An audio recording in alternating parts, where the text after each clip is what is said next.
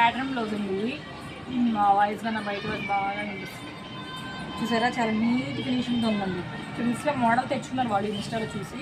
ఆ పిక్స్ మ్యాచింగ్లో కొట్టమంటే ఇంకా అలా పెట్టాను. బ్యాక్ ఏమో 2 హుక్స్ వచ్చాయండి.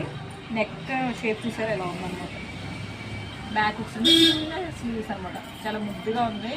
దీనికి ఏంటంటే తను కొంచెం దీన్ని హైలైట్ చేస్తారు బ్లౌజ్. అప్పుడు ఆ పిక్ నాకు పెట్టి మీకు పెడతాను. అలాగే ఇంకో ప్యాటర్న్ అండి ఇది.